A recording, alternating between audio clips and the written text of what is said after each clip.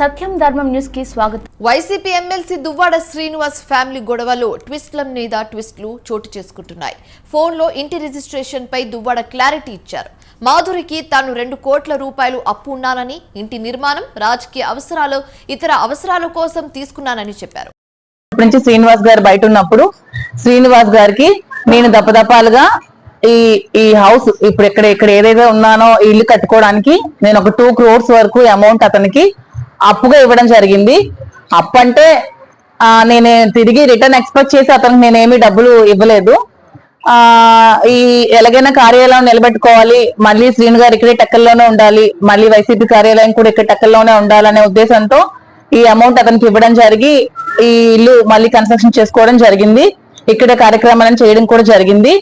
కానీ ఒక 1 month back, ఈ 2 years లో ఎప్పుడూ లేనిది 1 month బ్యాక్ వాణి వచ్చి తన ఒక 100 మంది మనుషులతో వచ్చి ట్రెస్ పాస్ చేసి ఇళ్ళవి వెరగొట్టి, డోర్స్ వెరగొట్టి, గోడలు పగలగొట్టి ట్రెస్ పాస్ చేసి లోపలికి వచ్చింది. లోపలికి వచ్చి ఈ హౌస్ కూడా ఆక్యుపై చేసుకోవడానికి ట్రై చేసి కోర్టులు కూడా ఆశ్రయించింది. నేను కోర్టు వారి నిర్ణయానికి ఎప్పుడు కూడా గౌరవిస్తాను. నేను కోర్టుకి నేను ఎప్పుడు ఎగ్నెస్ట్ కాదు. ఇది కూడా ఆక్యుపై చేసుకోవాలని చూసినప్పుడు శ్రీన్ గారిని నేను కలిసి, శ్రీన్ గారు ఇంకేం పరిస్థితి, ఇది కూడా ఆక్యుపై చేసుకుంటే ఎలాగా, మీకోసం కదా, మీ మీద అభిమానంతో ఈ పార్టీ కార్యాలయం మళ్ళీ నిలబెట్టాలని కదా మీకు డబ్బులు ఇచ్చాను, ఏంటి పరిస్థితి అంటే, నువ్వు దానికోసం ఎక్కువ ఆలోచించాల్సిన అవసరం లేదు, నాకు ఎప్పుడు ఒకలా డబ్బులు ఉంచుకునే ఆలోచన మనిషిని నేను కాదు, ఈ హౌస్ ని నీ పేరు మీద రిజిస్ట్రేషన్ చేస్తానని చెప్పి 6వ తారీఖు మార్నింగ్ పలాస రిజిస్టర్ ఆఫీస్ లో నా పేరు మీద ఈ ప్రాపర్టీ రిజిస్ట్రేషన్ చేయడం జరిగింది. సో మీ పత్రికా ముఖంగా నేనేం చెప్తున్నానంటే, ఈ ప్రాపర్టీ కంప్లీట్ గా నాది, లీగల్ గా ఈ ప్రాపర్టీ కంప్లీట్ గా నాది. సో ఈ ప్రాపర్టీకి వాణి గాని, తనకు సంబంధించిన వ్యక్తులు గాని, అనుచరులు గాని ఎవ్వరు కూడా రావడానికి ఎటువంటి రైట్ లేదు. ఆమె భర్తతో ఏవైనా విభేదాలు ఉన్నా, ఏవైనా లీగల్ ప్రాబ్లమ్స్ ఉన్నా ఆమె లీగల్ గా తేల్చుకోవాలి తప్పితే ఇలా ట్రెస్ పాస్ చేసి 100 మంది తీసుకొచ్చి, నిన్న కూడా మీరు అందరూ చూసారు, నేను ఒక్కదాన్నే ఉన్నాను ఇంట్లో, నిచ్చెన పట్టి పైకెక్కి నన్ను చంపడానికి ప్రయత్నించారు, పవర్ కట్ చేశారు, వాటర్ లేదు, నిన్నంతా పవర్ లేక వాటర్ లేక చాలా సఫర్ అయ్యాను. తప్ప పోలీస్ వాళ్ళు చాలా సపోర్ట్ చేశారు, నేను కాదనట్లేదు. ప్రభుత్వం కూడా నాకు అండగా నిల్చోవాలి ఈ విషయంలో, ఎందుకంటే ఇది నేను డబ్బులు ఇచ్చి కొనుక్కున్న ప్రాపర్టీ కాబట్టి. ఇక్కడికి అలాంటి ఇంకా ట్రెస్ పాస్ ఇంకొకటి జరగకున్నా, ఆవిడ మళ్ళీ ఇక్కడికి రాకున్నా, నన్ను ఇబ్బంది పట్టకున్నా, మీరు మీ మీడియా వాళ్ళు, పోలీస్ వారి, ప్రభుత్వం అందరు నన్ను ఆదుకోవాలని, నాకు అండగా నిలబడాలని కోరుకుంటున్నాను. నిన్న ఎవరో అడిగారు శ్రీను గారు ఇది ఇష్టపూర్వకంగా చేశారా ఏంటా అని, దానికి సంబంధించి శ్రీను గారికి కాల్ కూడా చేసి మీ ముందే అది కూడా చేద్దామని అనుకుంటున్నాను.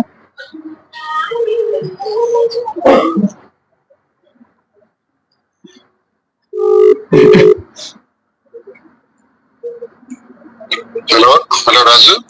రాజా, ఇప్పుడు నేను మీడియా ముందు ఉన్నాను. ఈ రిజిస్ట్రేషన్, ఈ పేపర్స్ కోసం వాళ్ళకి ఏదో డౌట్ ఉందంటే అడుగుతున్నారు. ఈ రిజిస్ట్రేషన్ అనేది మీరు ఇష్టపూర్వకంగా చేశారా ఏంటి అనేది వాళ్ళు తెలుసుకోవాలనుకుంటున్నారు. అంటే నేను ఇప్పుడు ఒడిశాలో ఉన్నాను, భువనేశ్వర్ దగ్గర. ఒక ఇంపార్టెంట్ వ్యక్తి ఉన్నాను. అర్జెంటా? మీడియా వచ్చారా ఇప్పుడు? అవును రాజా, మీడియా వచ్చారు. అర్జెంట్ పక్క వస్తాను, ఒక్క నిమిషం.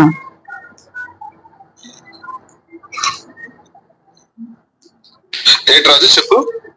ఇప్పుడు మీరు రిజిస్ట్రేషన్, ఈ ఇల్లు రిజిస్ట్రేషన్ చేశారు కదా, అది ఏ విధంగా చేశారు? మీరు ఏం ఆలోచించుకొని నా పేరు మీద రిజిస్ట్రేషన్ చేశారు? మీ ఇష్టపూర్వకంగా చేశారా, అది మీ స్వాజితం ఏంటి అనేది ఒక 2 విషయాలు మీరు చెప్పేస్తే మీడియా వాళ్ళు కూడా డౌట్స్ క్లియర్ అయిపోతాయి, ఇంకెవరికైనా ఏమైనా డౌట్స్ ఉంటాయి. ఎవరు పర్టికులర్ గా ఒక మీడియాని అడుగుతున్నారా, అందరూ అడుగుతున్నారా? అందరూ కలిపి, సరే, పబ్లిక్ కూడా జనాలు కూడా.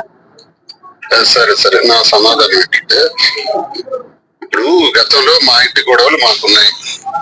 నాకు ఒక 30 సంవత్సరాల నుంచి జరుగుతున్నటువంటి నా కుటుంబ వ్యవహారంలో గత 2 ఏళ్ల నుంచి నేను బయట ఉన్నాను. ఎందుకంటే వాణి ఇంటికి తాళం వేసేయటం వల్ల గత్యంతరం లేక 1 ఏడాది కాలం పాటు పలాసలో ఉన్నాను.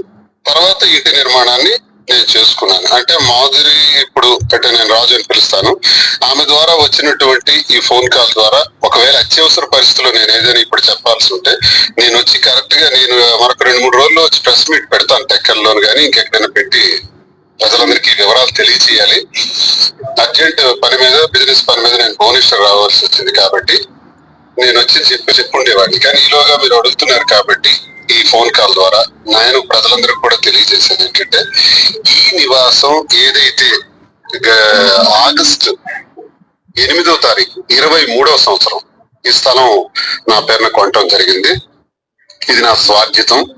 ఈ స్వార్జితం స్థలం మీద ఒక పార్టీ కార్యాలయం నిర్మాణం చేసి దానిలోనే ఒక బెడ్రూమ్ కూడా వేసుకుని ఒక క్యాంప్ ఆఫీస్ లో ఉండాలి అని నేను అనుకున్నాను.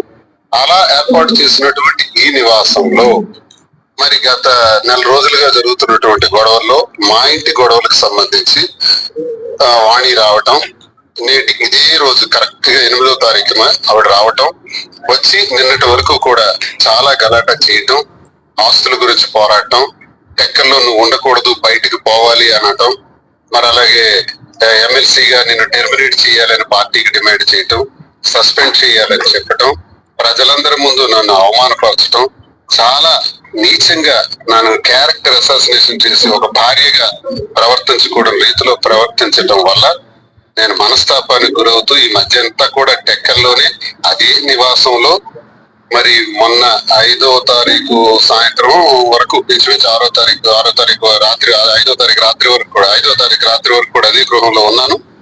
ఉండిన తర్వాత మరి ప్రజలందరికీ నేను తెలియజేసేది ఏంటంటే, మాధురి గారికి నేను ఇంచుమించు 2 కోట్ల రూపాయలు డబ్బులు ఇవ్వాల్సినటువంటి అవసరం ఉంది. నేను తీసుకున్నాను తప్పతప్పాలుగా గడిచిన ఎన్నికల్లో కానీ ఇంటి నిర్మాణంలో కానీ. తదుపరి ఇటీవల కాలంలో కూడా నాకు వ్యాపారాలన్నీ బంద్ అయిపోవటం వల్ల ఆర్థిక ఇబ్బందులు